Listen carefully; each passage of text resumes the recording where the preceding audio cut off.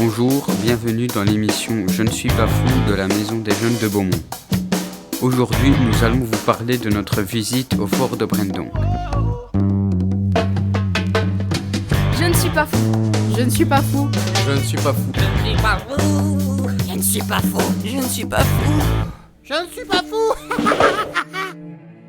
Bienvenue dans Brendonck Mémoire vivante, un podcast réalisé après notre visite au fort de Brendonck, ce lieu chargé d'histoire, de douleur et de devoirs de mémoire.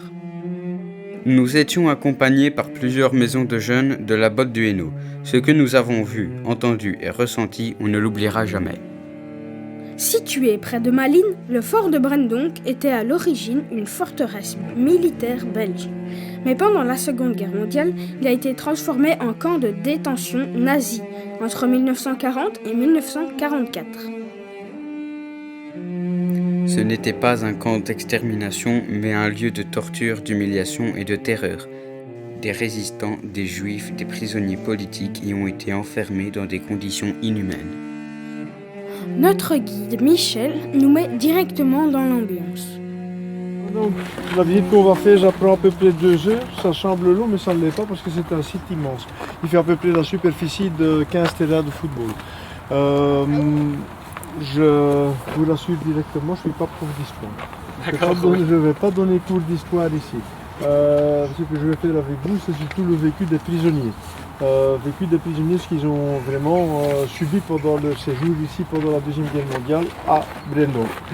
Ce fort ici, ça a été utilisé par la police nazie pendant l'occupation du pays, ici comme prison, en premier lieu, et comme camp de transit par après.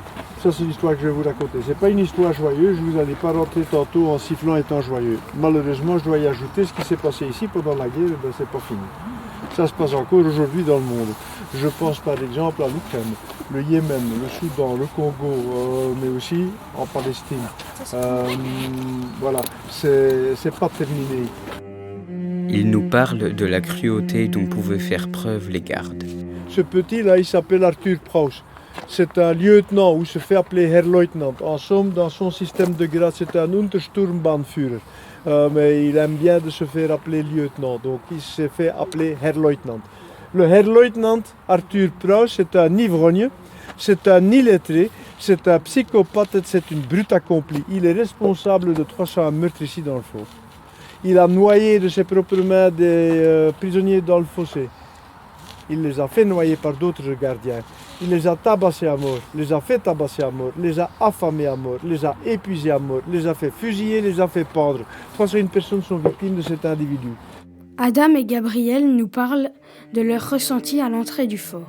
Je suis assez étonné parce que je pensais pas que c'était si horrible. Je savais pas qu'il y avait autant de morts dedans.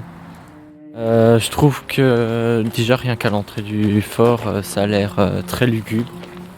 Mais en même temps, je suis curieux de découvrir ce qui s'est passé.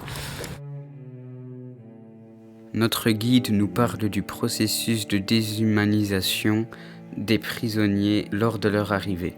Gestapo de la ville d'Anvers à la CIPOSD du camp, avec les mots suivants. Heil Hitler, 4 Stück eingeliefert, bitte Lieferschein unterschreiben.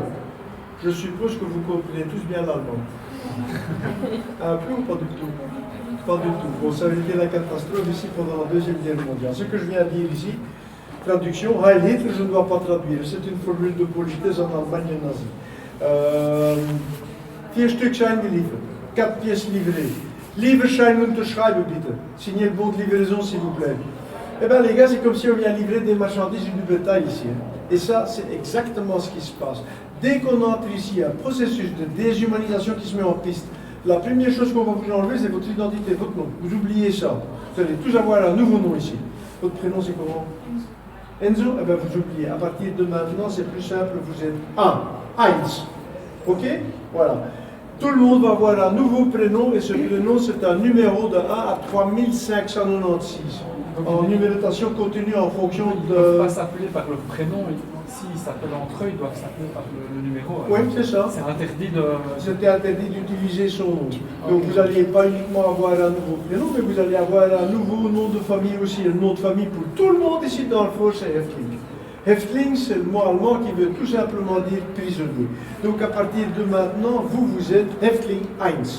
Häftling 2, Häftling 3, Häftling 4, Häftling 5, Häftling 6, Häftling 7, Häftling 8, Häftling 9, Häftling 10, Häftling 11, Häftling 12, 13, 14, 15, 16, 17, 18, 19. Voilà. Comme ça, je sais qu'on est 19, c'est important parce que je n'ai droit qu'à une perte de 10%. Voici comment Elisabeth, 19 ans, réagit. Vous avez pris ça comment? Comme une insulte, comme si on m'enlevait mon identité, comme si...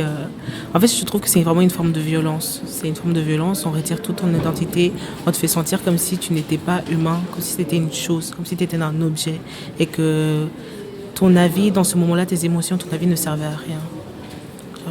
Voilà. Des prisonniers affamés par les gardes mangeaient de l'herbe.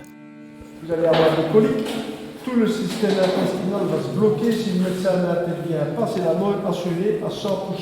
Agonie d'une semaine, plus ou moins, et qui est extrêmement douloureuse. Alors je vous pose la question, qu'est-ce qui pousse quelqu'un à manger de l'herbe à votre avis? Il n'a pas mangé assez. Parce qu'il n'a pas mangé assez et parce qu'il veut remplir son estomac, ça c'est une possibilité. Pas parce que les gardiens l'obligent par punition de manger de l'herbe, loin de là. Si un gardien trouve un prisonnier avec de l'herbe en poche, il sera sévèrement puni. Pourquoi? Ben, ils veulent éviter quelque chose. Ils veulent éviter autre chose. Pourquoi est-ce qu'on mangeait encore de l'herbe si ce n'est pas à cause de la faim? Pour se suicider, absolument. Et avec 1 ou 2 mots par semaine ici, ils ne veulent pas encore ajouter un suicider à ça. Ok? Être juif pendant ces années était de la survie. Il en fallait très peu pour être arrêté. Ce monsieur ici a, disons, transgressé 3 de ces ordonnances. Primo, les juifs ne peuvent pas s'asseoir sur des bancs publics, c'est interdit. Secondo, il ne peut pas se promener dans des parcs, c'est interdit aussi. Et troisièmement, il doit être chez lui à 8h du soir parce qu'il y a couvre-feu, donc il ne peut plus être dans la rue à 8h15. Il sera condamné devant un tribunal allemand en Westhoek à 11 mois d'emprisonnement passé ici à Brandon. Il ne survivra pas. Cette photo est prise au mois de juin ou au bout de 6 mois d'incarcération ici, d'emprisonnement ici. On voit là un prisonnier typique. Uniforme de l'armée belge qui ont habillé nos prisonniers. Son nom, c'est le numéro brodé sur le pendant et ses cheveux sont rasés. Ça fait partie de la déshumanisation. On met tout le monde dans le même uniforme et ça, raser les cheveux et enlever le nom, anonymiser et donner un numéro. Vous savez, ce monsieur-là, la Gestapo l'a pesé 2 fois. Lors de son arrestation, il pesait 63 kilos. À sa mort, il pesait encore 28 kilos. On peut difficilement dire que c'est un poids normal d'un adulte, ça. Est-ce qu'il y a quelqu'un ici qui pèse 28 ou en dessous? Je crois pas, hein? 28 kilos, c'est le poids qu'on a dit quand on avait 4 ans. Ça, en somme, ce que vous voyez ici devant vous, c'est la photo de la déshumanisation. C'est ce que rend Brennan en 6 mois de temps avec un être humain.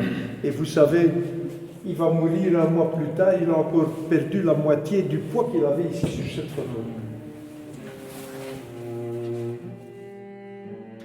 Camille, 28 ans, nous donne son impression à chaud. Je ressens des hauts le cœur quand il me fait des mises en situation et je trouve qu'il est très expressif, il donne des détails qui font vraiment... on a du mal à les entendre en fait. J'ai vraiment du mal à entendre ce qui a pu se passer ici et c'est poignant. Voici le retour du Herr Lieutenant. Vous le connaissez l'individu ici? Le Herr Lieutenant, l'ivrogne, le psychopathe. Ce type-là, il est très... Il va se déclarer le meilleur médecin du monde. Pourquoi? Il y a l'infirmerie. Si vous avez un pépin médical, vous pouvez demander à vous faire soigner. Et vous devez passer devant lui ici le matin à 6 heures. Et là, il va appeler les malades en dehors des rangs. Krankenvorwärts, malades, sortez des rangs. Alors vous sortez des rangs, vous allez vous retrouver devant lui. Et là, sursautez pas, le client. Il va vous demander: Was hast du? Qu'est-ce que t'as? Warum musst du den Doktor sehen? Pourquoi tu veux voir le médecin? Il ne valait mieux pas tomber malade à Brandonk. L'autoproclamé docteur, Herr Lieutenant, était sadique et la violence était omniprésente. Il est remballé parce qu'il est trop sadique. Vous savez ce que c'est le sadisme? Prendre le plaisir à faire mal aux gens. Ouais. Remballé comme capitaine SS dans un camp parce qu'il est trop sadique. Imaginez ça. Il arrive ici, il a une troisième chance. Il ne va pas la louper. Il est ici d'une semaine, il a déjà 2 actions son compte. Il a bousculé un garçon de 16 ans dans la soupe bouillante. Les copains l'ont ressorti de là avec des brûlures du 3e degré. Envoyé à l'hôpital, il n'en sortira plus de la 2e guerre mondiale. La même semaine, il a tué un garçon. Un garçon de 21 ans, un juif qui a osé le regarder. Il a pris son pistolet, l'a flingué avec une balle dans la tête. Un juif ne regarde pas un capitaine SS. Ça lui a coûté la vie.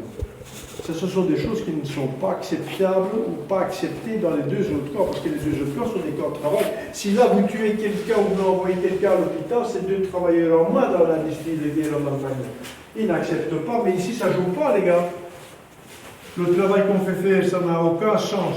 Ça n'a aucune valeur économique. Ça ne sert qu'à occuper les prisonniers, humilier les prisonniers, épuiser les prisonniers, taper dessus, etc. Le plus qu'il en tue, le mieux ça vaut. C'est des bouges en moins à nourrir. C'est encouragé ici. Son nom revient très souvent aussi dans les témoignages des anciens prisonniers dans le cadre des meurtres de fossé. C'est quoi ça, un meurtre de fossé? Quand il veut s'amuser, il va prendre un prisonnier, il va le jeter à l'eau et il va jouer avec. Chaque fois que le prisonnier revient à la rive, il va le repousser dans l'eau. Et ça jusqu'au moment où le prisonnier est noyé. Noyé à Atlante, ça prend entre 30 et 45 minutes. Pour un gars, c'est encore pire. Quel est ton ressenti par rapport à toutes les horreurs qu'on vient de voir dans cette salle? Très sadique. Je pensais pas que c'était aussi hard. Déjà en arrivant, on était tabassés presque à mort. Et après, on va voir la suite, mais je suis sûre que ça sera pire encore. Les nazis infligeaient des travaux inutiles aux prisonniers. Ils étaient impossibles à réaliser. 32 km à parcourir ici, dans le fort, à du 4 km/h. Ils mettent combien de temps? 32 divisé par 4. Allez, vous sortez tous votre GSM et vous utilisez votre calculette là. 8. Ok, on enlève ça des 12 heures de travail qu'ils ont ici. Ça leur laisse 4 heures. On enlève encore 1 heure parce qu'ils vont manger leur soupe à l'intérieur des chambres. Ça leur laisse 3 heures. 3 heures ou 180 minutes, les gars. Pour 16 wagons, vous faites le calcul, c'est un peu plus que 10 minutes par wagon. Hein. Vous avez envie? Faites ça en hiver quand le sol est gelé. Aucun âge n'était épargné. Toutes les générations étaient représentées à Brendonck. Les plus jeunes prisonniers, ils ont 15-16 ans. Les plus vieux, ils en ont 70-75. Combien de temps est-ce que vous croyez que quelqu'un de 75 ans va tenir dans ces conditions-là? Un jour ou 2? Une semaine ou plus? Vous savez, quand on a commencé à faire la liste ici des prisonniers qu'on a pu, retrouver, hein? On a retrouvé aucun prisonnier, aucun dépassant l'âge de 62 ans qui a survécu son temps ici à Brendonck. Aucun.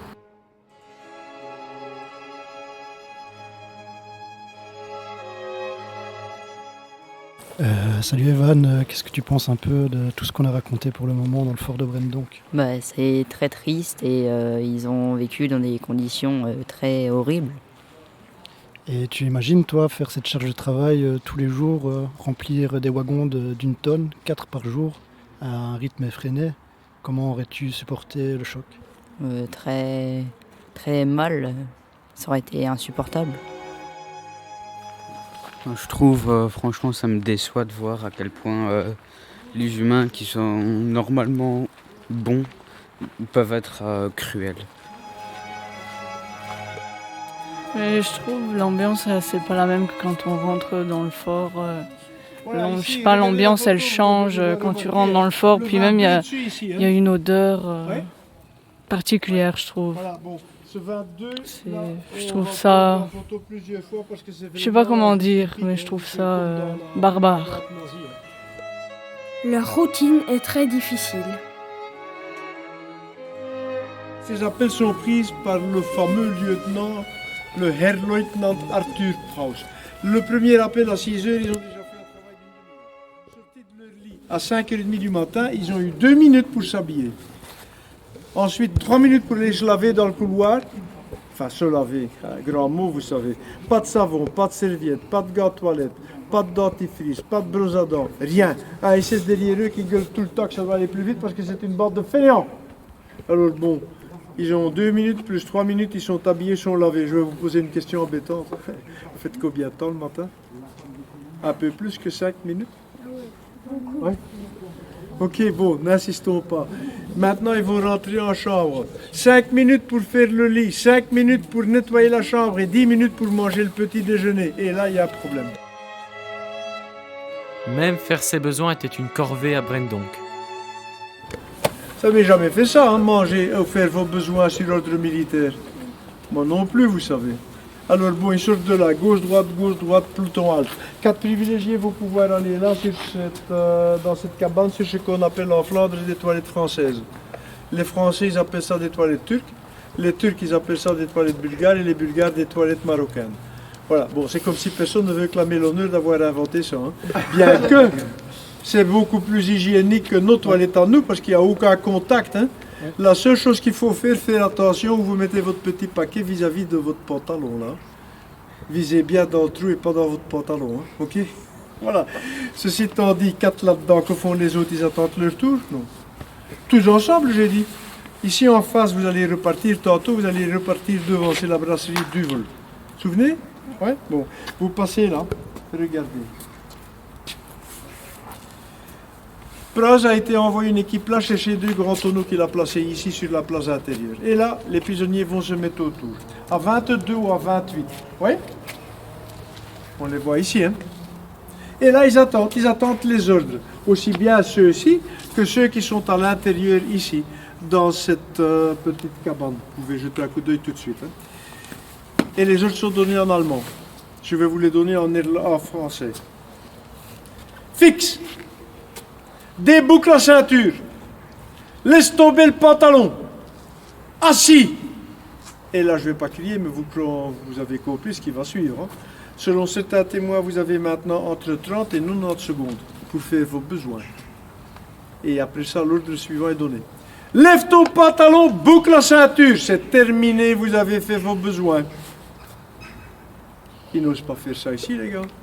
Vous imaginez, là, l'ordre lève ton pantalon est donné et vous êtes occupé. Qu'est-ce que vous allez faire? Vous allez continuer, donc vous n'allez pas exécuter l'ordre et vous serez tabassé. Ou bien vous allez exécuter l'ordre et salir votre pantalon, vous serez tabassé aussi. C'est pas un choix, ça. Hein? Les prisonniers vont attendre d'être en chambre pour faire leurs besoins sur le pot de nuit qui est à leur disposition en chambre. Et là, dans cette chambre-là, vous allez voir tantôt ce que ça représente pour 48 ou 60 personnes à pot de nuit. Bon, il ne faut pas me demander du papier WC, ça n'existe pas ici. Hein. Chaque prisonnier a une loque qui est utilisée pendant 1 semaine et alors jetée, remplacée par une nouvelle loque. Et cette loque lui sert à tout. Hein. C'est son mouchoir, c'est son essuie-main, c'est la loque pour nettoyer ses chaussures et pour s'essuyer. Il ne faut pas regarder comme ça, il y a quand même 4 coins, une loque, non? À chaque coin, une destination. La seule chose qu'il faut faire, c'est mémoriser quel coin vous avez utilisé à quelle fin. Hein. La seule chose, il n'y a pas de problème, là vous savez dans 2-3 jours, au bout de 2-3 jours, vous allez sentir à quoi vous avez utilisé quel coin. Hein. C'est la joie ici. Hein.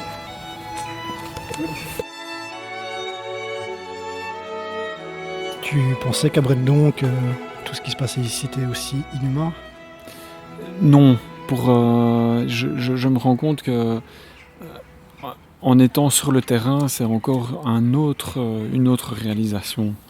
Vraiment moins intellectuelle, et le fait de voir des photos des personnes exactement comme nous et de voir les lieux avec les histoires qui sont racontées, c'est encore beaucoup plus terrifiant, vraiment. Et toi, comment te sens-tu à l'entrée des chambres de Brendonck?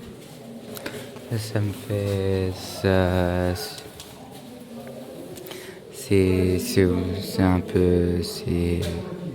Comment dire? Ça devient plus triste de plus en plus. Donc je suis triste en fait. Ils sont plusieurs dans une salle avec très peu d'espace. Et du coup, voilà. Te voici enfermé dans une prison en fort de Bremdonk. Pas beaucoup d'espace. Qu'est-ce que tu en penses? C'était vraiment triste pour les femmes et pour les prisonniers.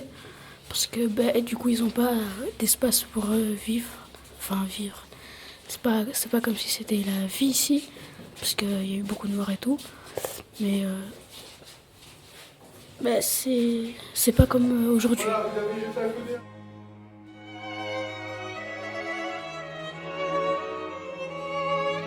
Voici comment se passait une journée type d'un prisonnier à Brendonk. Alors bon, la vie de ces prisonnières et prisonniers ici dans ces cellules. 5h30 du matin, ils sont sortis d'ici. On leur donne une cagoule à mettre sur la tête comme il y a une réplica là au mur. Pourquoi? Ils ne peuvent pas voir avec qui ils sont, les autres ne peuvent pas les reconnaître. Ils vont maintenant vider un pot de nuit, c'est une ancienne boîte à conserve et ils vont vider ça dans les tonneaux. Ils reviennent, vont se laver ici aux éviers dans le couloir. Et ils reviennent en cellule, ils ont une très mauvaise surprise. Très mauvaise surprise. La planche qui leur a servi de lit a été redressée contre le mur et de l'extérieur fixée. Ils ne savent plus s'asseoir. Interdiction de s'accouder au mur. Interdiction de s'asseoir par terre. Ils doivent rester debout, face au mur, dos à la porte et ne peuvent plus bouger. Il y a un SS ici tout le temps. Il voit quelque chose que le prisonnier ne peut pas faire, il va chercher un copain, le prisonnier va passer un mauvais quart d'heure. Je crois que vous avez compris ce qui va se passer là. Hein? La planche est rabaissée à 9h du soir. Ils ont été donc debout pendant 13 heures dans cette cellule ici, hein, sans bouger. Ouais. Ça, c'est une torture, les gars. Parce que chaque fois que vous bougez, vous êtes tabassé. C'est pour briser la volonté des prisonniers pour qu'ils flancheront plus rapidement quand on va commencer à s'occuper d'eux. Hein.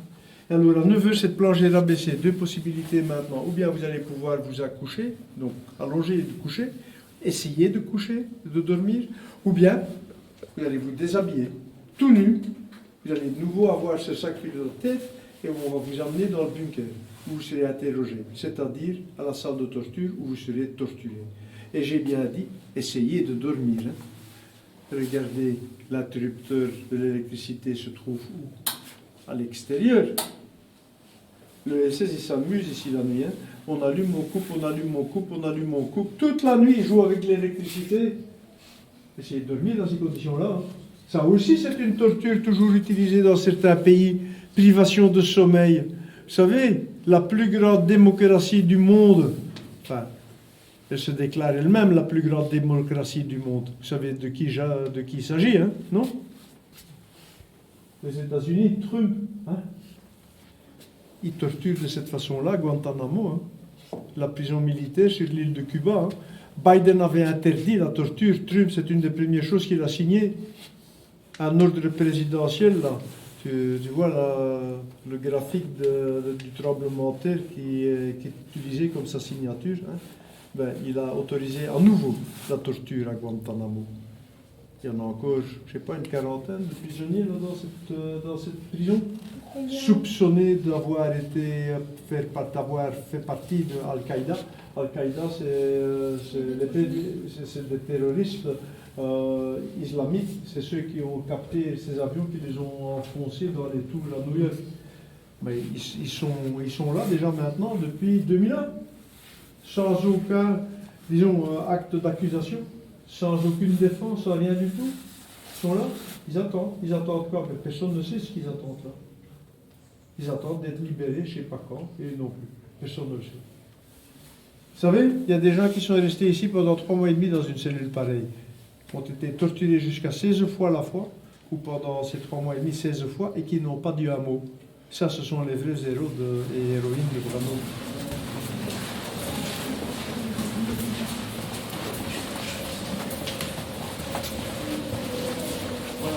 Ici, c'est cette fête dont j'ai parlé au début. Là. Quand un prisonnier meurt, on l'amène ici, on le met en cellule.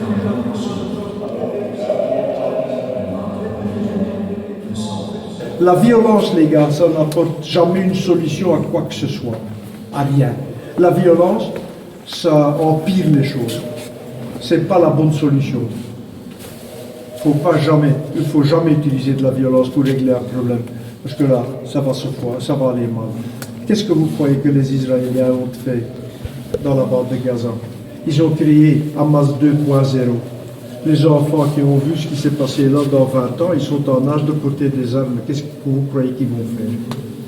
Le traité qu'ils ont signé maintenant, et ça sera comme en 1919, que le général Foch avait dit, ou le maréchal Foch à l'époque. Ça, le traité qu'on a signé ici, à Versailles, c'est un armistice de 20 ans. Et après ça, ça recommence là. Moi, je ne veux pas être le prophète du diable, mais je suis quasiment certain que c'est ce qui va se passer au Moyen-Orient aussi dans 20 ans. Je ne serai peut-être plus là, parce que j'aurai dans les 90, si je vis si longtemps, mais vous serez encore témoin de ce qui se passera là. Et gardez en tête ces mots ici, et voyez ce qui va se passer là dans 20 ans. C'est sourd, hein? Pas grand-chose à voir ici, hein? C'est pas une sorte de torture de l'Inquisition espagnole dit d'un château médiéval. Hein. Il n'y a pas beaucoup de choses à voir, mais c'est efficace. Vous avez ici derrière moi une prise de courant. Je ne dois pas vous expliquer à quoi ça sert cette prise de courant. Là, il y a un poêle qui est chauffé à blanc, mais des fers dedans dans ce poêle. Ça aussi, vous avez compris à quoi ça sert. Là, il y a une prise de téléphone, ligne directe sur le quartier général de la Gestapo qui se situe à Louise à Bruxelles. Ouais. Dans le sol ici, il y a la petite gouttière vers le petit puits. Ça ne sert pas à évacuer du sang. On ne coupe pas avec des couteaux dans le prisonnier, mais si vous tombez dans les pommes, on va vous taper un seau d'eau à la figure pour vous l'emmener à vous. Franchement, moi, je comprends pas. Je comprends pas comment on peut faire subir ça à des êtres humains. Je pense vraiment que ceux qui torturaient les prisonniers, ils auraient certainement pas voulu être à la place des torturés, et donc je comprends pas comment ils peuvent oser torturer des gens comme ça.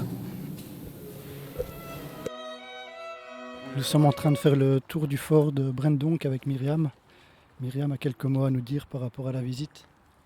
C'est, comment on dit, terrifiant et triste. Et voilà, c'est fini. Je trouve le témoignage du guide poignant. Je trouve qu'il fait un bon rappel, si je peux dire, de l'actualité.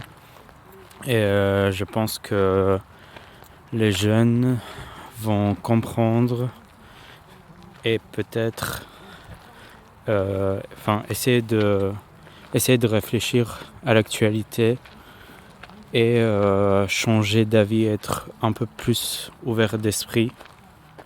Et donc, je sais pas, réfléchir et peut-être changer, rester toujours positif, ne pas tomber dans la haine. Je trouve ça c'est important. Mais je trouve vraiment les mots de la fin qu'il a dit, en disant que dans 20 ans ça va se reproduire. Et on se repose des questions, on se dit est-ce que c'est vrai, est-ce que c'est pas vrai, comment est-ce qu'on pourrait faire pour que ça n'arrive plus. Ça me pose beaucoup de questions et je pense que je vais réfléchir autour de ce sujet et de ces questionnements. La violence, les gars, ça n'a jamais réussi à résoudre un problème. Au contraire. Et deux, réagissez quand vous voyez des choses autour de vous qui sont inacceptables. Parce que si vous laissez faire ces gens-là, ça va mal se terminer. Ce que vous avez vu ici, ça pourrait se refaire. Voilà, c'est à ça, et c'est sur ça que je vais terminer. Je crois que j'ai dépassé 5, même 10 minutes mon temps attribué. En tout cas, un grand merci pour votre visite ici, surtout la façon dont vous l'avez faite. Vous êtes un groupe très intéressé, discipliné, je tiens quand même à vous en féliciter. Merci de votre visite. Alors nous sommes en compagnie de notre guide du jour, Michel. C'était une super visite, on a appris plein de choses avec vous. Est-ce que vous pouvez vous présenter en 2-3 mots? Moi, je suis guide ici depuis plusieurs années ici. Ça a découlé un peu de mon dernier job à l'armée parce que j'étais officier à l'armée, j'étais au cabinet du ministre responsable de la passage du mémoire, mais aussi du pool historique. Et comme ça, je suis rentré ici dedans, à Brendonck. Et je suis depuis maintenant 15 ans pensionné et je fais des visites ici avec les jeunes. On voit que vous êtes très calé sur le domaine, que vous avez beaucoup d'expérience. Vous nous parlez du fort de Brendonck, mais aussi d'autres expériences personnelles. Qu'est-ce que vous avez fait comme parcours professionnel ? Comme tous les militaires dans les années 90 et les débuts des années 2000, j'ai été envoyé un peu partout au monde, en Afrique, en Asie, mais aussi en Europe, notamment en Yougoslavie, mais aussi en Afrique, à Kigali par exemple, au Rwanda, en Afghanistan, un peu partout où on a fait des missions de maintien de la paix, imposer la paix ou bien des missions humanitaires. On voit que vous êtes aussi beaucoup tourné sur l'actualité, vous nous avez parlé beaucoup de faits actuels. Comment voyez-vous les conflits se gérer dans les prochaines années ? Conflits dans les prochaines années, j'espère qu'il n'y aura pas de conflits dans de prochaines années, dans le futur, mais quand même, ce qui se passe pour le moment, c'est comme j'ai dit ici au groupe, ce sont des choses qui se sont passées ici pendant la Deuxième Guerre mondiale aussi, non-respect de la personne humaine et vraiment bafouillage des droits de l'homme. C'est ce qui se passe pour le moment. Combien de temps ça va encore durer, ça personne ne le sait. J'espère une seule chose, qu'à certains moments il y aura des gens qui auront un sens commun et qui vont dire maintenant ça suffit. Comme j'ai dit, moi avec toute mon expérience à l'étranger, j'ai appris beaucoup de choses et une des plus grandes leçons que j'ai apprises, c'est que la violence, quelle que soit, ça n'apporte rien du tout comme solution. Ça devient de plus en pire, ça n'apporte pas de solution. C'est l'inverse qu'on a avec la violence. On ne résoudra pas un problème avec des armes. Je n'ai pas dit ça ici, mais bon, on peut éventuellement tuer des soldats, on peut tuer des personnes avec des armes, mais on ne tuera jamais une idéologie avec des armes. Ça, il faut le faire d'une autre façon, c'est raisonner avec des gens, parler avec des gens.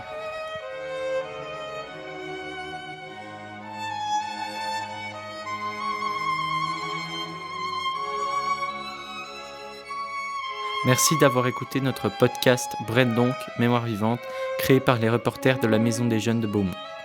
Je ne suis pas fou reviendra prochainement pour de nouvelles émissions. À bientôt. Voix off par Timéo, Adam et Gabriel.